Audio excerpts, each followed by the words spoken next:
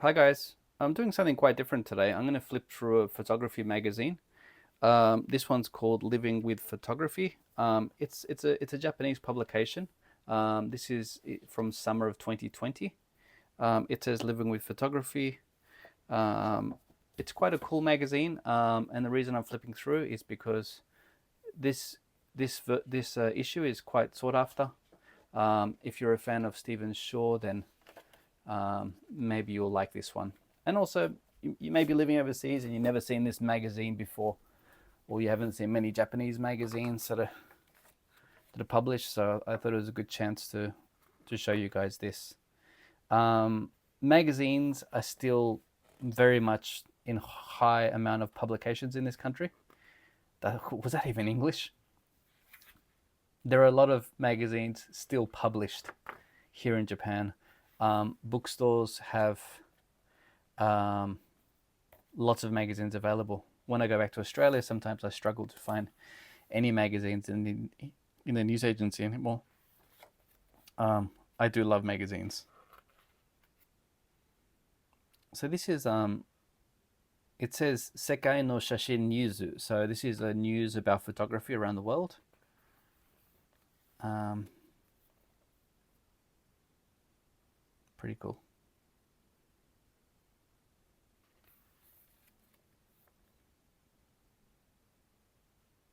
I think a lot of the reason why these magazines survive is because there's a lot of advertising here. This one's Celine and Andre Budza. I imagine this is a um, paid advertising.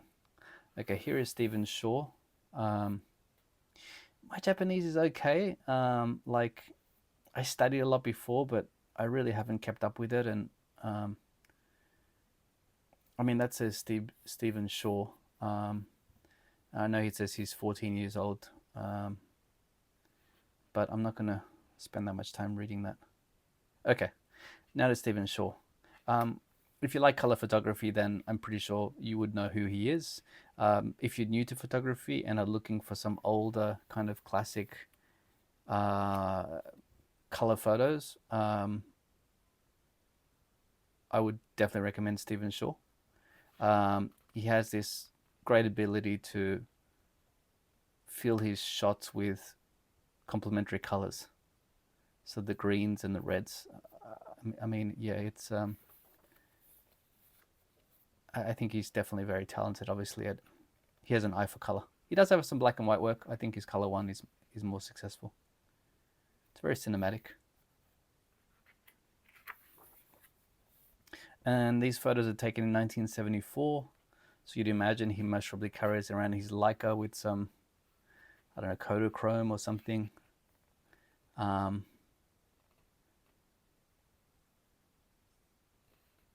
yeah, but I don't know. I think some of his photos I really like. Like there is some type of uniqueness to his framing. This one less so.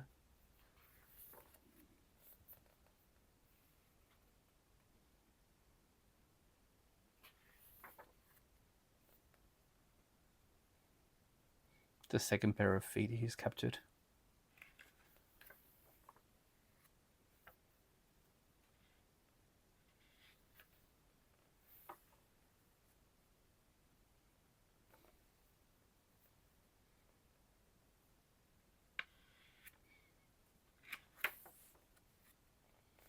This is selected works of Stephen Shaw.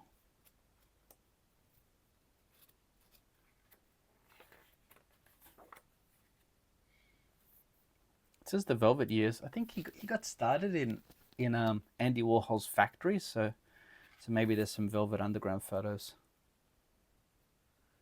We'll soon find out. There you go.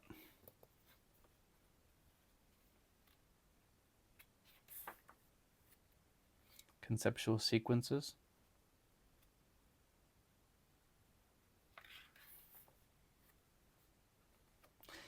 I don't know, guys. I don't know. What do you guys think about this? I mean, these are his parents. I don't know. Can I just say, like, photography is confusing sometimes?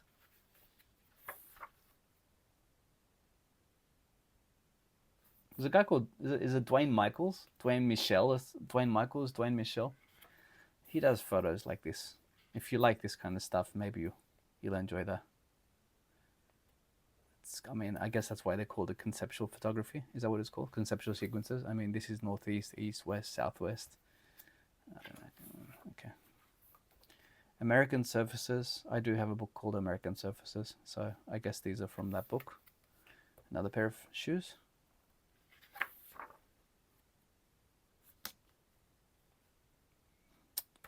Uncommon Places. There's a pretty big, large format photography book that I purchased a long time ago. Some of those prints are beautiful. Again, I think he has a very good eye for color and getting similar colors in the frame.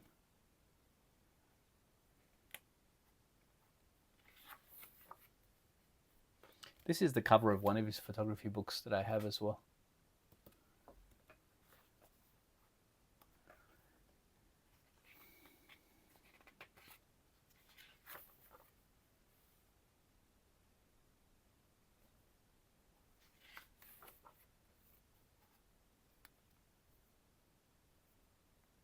Kind of looks like this may be digital.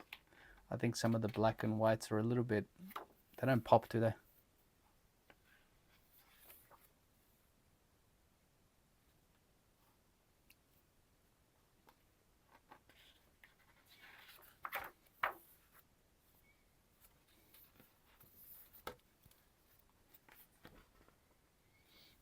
This one reminds me of Saul Leiter.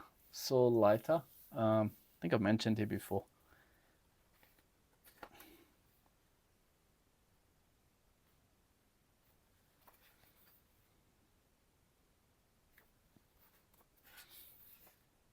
This is an essay of his about him.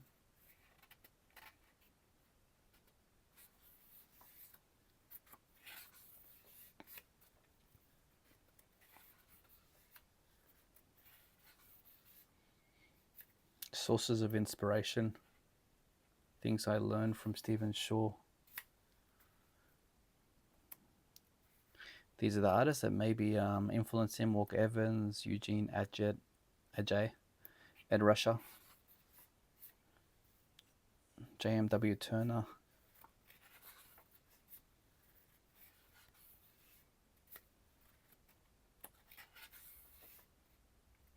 "10 questions from 10 photographers."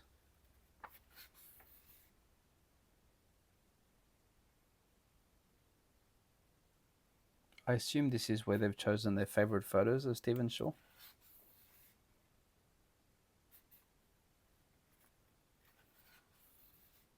I do like Alex Soth. I think he takes a lot of great photos. This is one of his large format photos that I think it appears in the in that book, Uncommon Surfaces. It's very majestic when he uses a full format camera.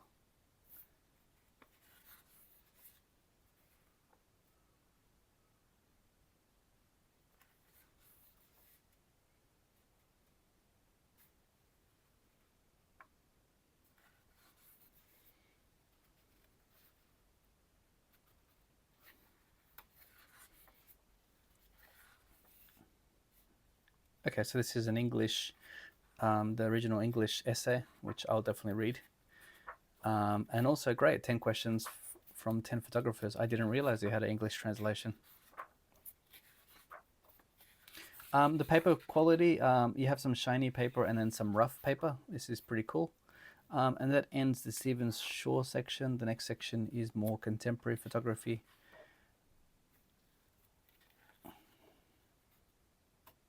Which sometimes I find to be a little bit confusing. Koto, Ginza, Tokyo. Ginza is one of the most expensive places in the world in terms of land value. I worked in Ginza for about 8 years. My first company within my current industry was there. Quite an amazing place.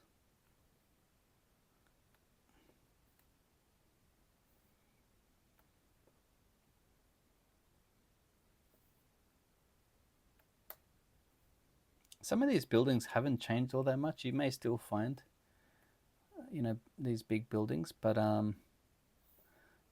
Tokyo and Japan in general, they're always knocking down old buildings and building new ones, mostly because there's lots of earthquakes here. I haven't bought a lot of these magazines before. This is the first issue of IMA that I've ever bought, and the only reason I bought it was because I found it secondhand, and I like Stephen Shaw. I thought I'd give it a try. I'm not that interested in a lot of contemporary photography.